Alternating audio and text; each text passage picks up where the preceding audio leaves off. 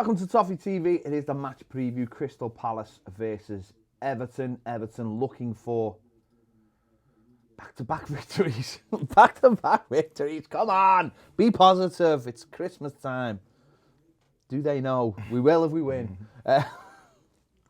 We are, aren't we? We're looking for back-to-back victories. It's been a while since you've been able to say that on the It's been a while. So I made sure I stressed that I was going to say it. had to be said. It's something that needed saying at that time. Yeah. We are looking for back-to-back victories. Why not? They're struggling a little bit of late. Yeah. So, got to go there and try and get the win.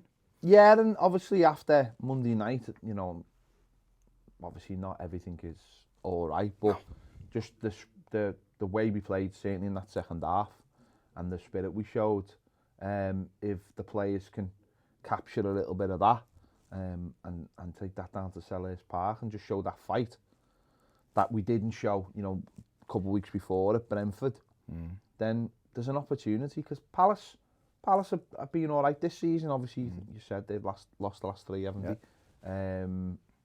After, I think, before that, only losing a couple, Liverpool and Chelsea before that. 7 games unbeaten. Yeah. They were before that. So. And, you know, it seems to be going well there. They're doing well. They've got some young, exciting players, but there's always that same thing with Palace, I suppose, which is the lack of, like, I suppose, like Everton, the lack of depth, the lack of real quality. They've got some really, really good, outstanding players like Sahar and some good young players, Conor Gallagher and stuff. But there's a real lack of depth, and I suppose in the last few games that's been exposed a little bit. They've had tough games, but Everton won there last year.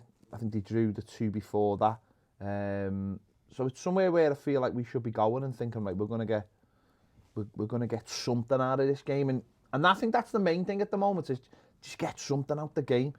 Let's build a little run, especially this time of year. Listen, we've got Chelsea the next game after that, but let's try and get a good little bit of form going in the Christmas period, because it's so important with so many games, especially, you know, after Boxing Day and so many games quickly in a row leading into the FA Cup as well. It's important to just have a little bit of form and pick some points up, because this is where the league now starts taking that shape that carries into the second half of the season, where sort of defines what group you're going to be in. Yeah. You know, when we want to be pushing in that, you know, in that group to try and get into Europe. And listen, last week we were very, very down, and of course we were, and we're not saying everything's okay because we've won, but we have to now. We have to start pushing on. Well, the reason why you can say that is points-wise, Everton are still in the race for Europe, if you want to call it the race for Europe in December. But in that pack, that teams who are looking to get into the Europa League or the conference, whatever, the points, we're not too far away from those teams. You know, we're a win off the top 8. So, you know, you're right. Last week we were worried and looking and going, you know, another couple of defeats, will be in trouble near the bottom. So the 3 points was huge, and it lifts you up. And going to a team who have lost 3 on the run, so their confidence won't be flying. You know, beaten, I think in the last home game, weren't they, by Villa 2-0.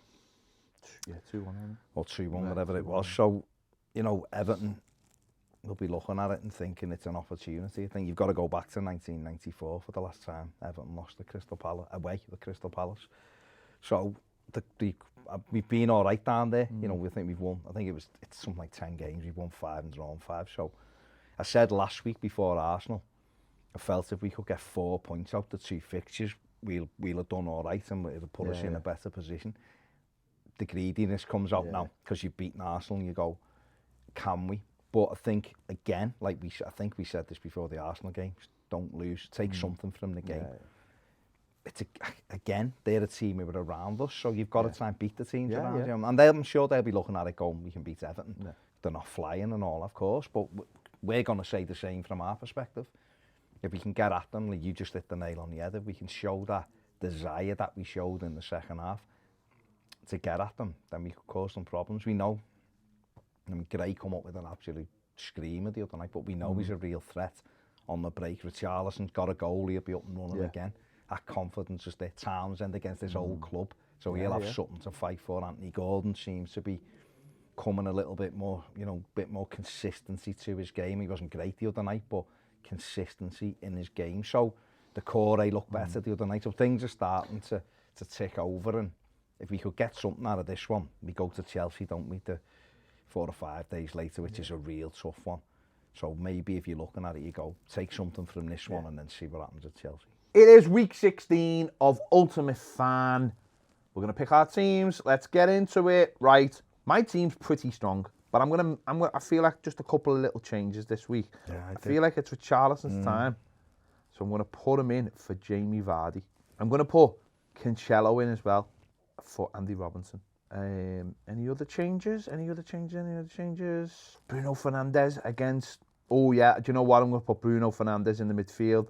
I'm going to take out Kevin De Bruyne because Manchester United are playing Norwich, and I expect them to get a victory. So Bruno Fernandes is coming in as well.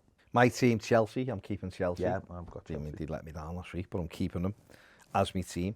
I've got Van Dijk and Alexander-Arnold. They're playing Villa. If Liverpool are beating Villa, Alexander-Arnold is setting both goals up easily. Yeah. In midfield, N'Golo Kante. It's not really a big point scorer. No, I mean, I don't know why you persist, but... Because it's... I know, but there's like not all... Do what you feel. I haven't got the option of people like Kevin De Bruyne to put in. So I've gone with Kante. Fernandes has been in and out my team, but I'll put him back in because they've got Norwich. Okay. And then up front, Sadio Mane and Raheem Sterling. There you go. I looked at Richarlison, but I don't want to jinx him. Son, Tottenham are at Brighton. I've got Jamie Vardy. They've got Newcastle at home. No, I'm going to go with that. Okay. I'm sticking with it. Okay. I'm sticking with it. I'll probably regret it, but I'm sticking with it. You know, we'll see what happens. We'll see what happens. £5,000 prize pot. Also, there's a Toffee TV League. Get involved in that. We'll put all the details on our socials. Make sure you do that. Join the league. Join the little league. Resets every week. Reset every single week, just like Ultimate Fan does. So it's week by week. Get involved. You can play for free. There's free packs every week. You get some great cards in that, by the way. Gold cards, silver cards. Get involved. $2.99 pack as well. Silver pack, and for the gold pack, it's $4.99. 2 gold cards and a silver card guaranteed every week. Plus offers on all the time. The likes of Uber Eats. Get involved. The link is in the description. So get involved and see if you can get your hands on some of that money. Do it. How do we approach it then? Because obviously the second half against Arsenal, obviously Andre Gomez coming on made a big influence, a big change the way we were playing. 3 in midfield, pushed the core forward a little bit. Do we start with that? Do we look to go from the start with that? Now that he's back, do you think the manager might look at it and think, I'm going to go with that? Or do you think he might go, well, I'll start with 2 and I'll do the same thing. I'll bring in 1 in the second half and push the core forward. I think it'll be safety first. Not that I think having 2 midfield safety first, but that's the way he's been looking at it. It's really interesting, the Gomez thing, because we've seen in the past when he started games, he's just not really had any impact. And yet, the couple of games that I can really think of this season when he came on has made a huge difference was Burnley at home and Arsenal at home. He came on against Burnley just after we'd equalised, and we ended up winning the game 3-1 on the core. He was freed up and we took the game away from Burnley. And then on Monday, he come on against Arsenal and really got his foot on the ball and started to dictate. And he was involved in both the goals, wasn't he? So, look at it like that and think, is he better coming off the bench with half an hour to go when the pace of the game has dropped a little bit and he can get on the ball? So if you don't do that, you then look at Fabian Delph, who had been in and was back out, and go, right, you'll sit and we'll let Alan, that'll free the core up. Because I feel like at Goodison, we can get away, unless you're playing like the Liverpool City, Chelsea maybe. I feel like you can play that 4-2-3-1 at home. I think away from home, we've seen it at Brentford, we needed someone else in the middle of the park with the core and with Alan. And see, Palace will be the same. They've got, MacArthur in there, who's always a bit of a pain in the arse, isn't he, as a player, and Conor Gallagher, you mentioned before, has been fantastic for them, and he breaks from midfield, and they have others in there, Kouyaté, although he does play centre-back as well at times, but they have 3 in there who work really hard. And I just wonder if Everton would be better with that 3 in midfield and having obviously Gray, make a decision on. I imagine it'd be Townsend over Gordon. I think Gordon's the easy drop if you go to 3 in midfield. But what he might choose to do is what he did the other night. See, he would turn around the other night and say, we played almost a 4-3-3 because Andros Townsend was the one pressing from the front. Yeah. He did that against Spurs. Don't forget, Townsend was, he had Gray and Gordon wide with Charleston through the middle, and Townsend was the one who was going and pressing the ball. So we may very well just go with that and have Gomez as that option from the bench with half an hour to go to see if he can mix it up. Yeah, he's going to have to make a couple of decisions, isn't he? Because obviously, Yerry Mina obviously went off and there's no word on him yet, but that's never a positive thing if there's no word on him there. You'd want it to, you know, come out, wouldn't you, before the press conference that he's got a chance, a little bit like Gray did, you know, to get it out one way or another, don't they? But there hasn't been, so does that mean Ben Godfrey goes back over and Luca Dean comes back, and we don't know how that situation's going to unfold? That might have just been almost like a one game internal suspension or something. But you've got Holgate back as well. I mean, you know, not his greatest fan. He's took his eye off the ball, in the last year or so. Did okay the other night though. No, he did. I don't think he was up against much, but he did okay. Still don't. It's that thing with what you want. You could put Ben Godfrey back and you bring Luca Dean back into the side. I mean, you wouldn't be having that conversation normally, but there's obviously decisions to be made that affect the whole team. What's the real pity is Mina being out, because Ben Sechi's done all right this season, and he's a big, strong player, isn't he? You want someone to match him up. Michael Keane's going to have to really go and try and look after him, because he's a threat, isn't he? Obviously they've got Ezzy back, he's coming back, he's a good player. Zaha's always a threat. But it is a decision over Dean. It's a big decision over it, because obviously he was left out. I mean, years ago, this happened a lot. He just get dropped. Or he's been dropped for the game or Everton, and now there seems to be more stuff around it. There's more information around it. There's a circus around it, you know. But it's up to listen, Luca Dean posted something on his thing yesterday about it. You know, it's about the team. It's not about me, and I wanted to play. You know, get your head down and force your way back in. You've played most games, so get your head down, force yourself back in. If he does that, I imagine Godfrey will go and drop in alongside Michael Keane. And Holgate will be back on. Will be on the bench like he was the other night. So there is decisions. I mean, you need Godfrey's pace in that back four anyway. So yeah, it is a shame that Mina's missing, because Ben Sechi's he's a good option, isn't he? He's a good foil. They can knock the ball off him. He can hold it up. He's strong, and he can get it into the likes of Zaha and you know, to work his manager. And Conor Gallagher, as we mentioned, we'd be busy around the box. It's you know, we've had players coming back. The Corey looked a lot fitter, a lot brighter, certainly in that last 20 minutes. Richarlison looked a lot fitter, very, very busy. And there's something to work with there. And so obviously when Dom's back, he'll be the same for us. He'll be the one up front that we can start getting the ball into. And then as a platform, that's the major difference. But the players have just got to be bright, haven't they? They've got to be bright and busy and get in the face. We weren't like that at Brentford. Brentford's far too passive. Second half, when we had a lot of the ball, it was just, we'll just sling it in. There was no real creativity, no little bit of magic. And I know both goals tonight come from Gray picking up the ball on the outside. And maybe that's what we need a little bit more of. Gray getting on the ball, committing people. Having shots. That's what I think, you mentioned them before, it's what Andy Gordon's got to start doing for me. When he plays, when he comes on. Commit people. You've got the pace. Commit people in dangerous areas. To get a yard and have a go and see what happens. And that's what Gray's been doing. Well, certainly was the other night, and you know, we've seen it all season from him. I think that what maybe the difference with him is this season from other seasons is he looks like the manager's given him a lot of confidence that you'll play every week. You're so important. So let's start seeing you make a difference in this game, which means, if you want to have a pop. If you get a yard and you think, you know, I'm gonna have a go. Because everything he seems to do for us always ends up being the threat, or you know, whether he's taking people on, whether he's having the shots. So I'd like to see the same from Gordon. I'd like to see the same from Richarlison as well. You know, you've seen a little bit more of that from the other night. You did. Just be a little bit more on it, and because as we all know, the more of those players you've got, lesser teams, don't know who to pick up. Cope. Don't know. And that's what we've been missing, haven't we, in that run, was didn't have enough of those types of players. Gray and Townsend becoming more and more exhausted and being pulled. Not you know, and it's still there. The other night against Arsenal, there was a lot of time where I was like, we just missed that little bit of finesse, that little bit of something, a little bit of craft. Obviously, when Dom comes back, we'll have a little bit more of that. Dom will just give them a different option, and a different headache for the defence.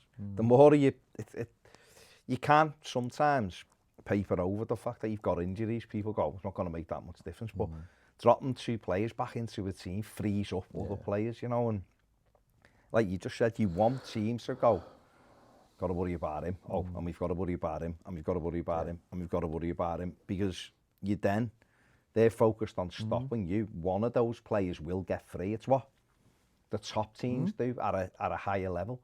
They've got that many options that you don't know who to mark. So you're like, we need to stay in this. And it's the same with the situation of having, you know, backup players. You know, we've just spoke about it there.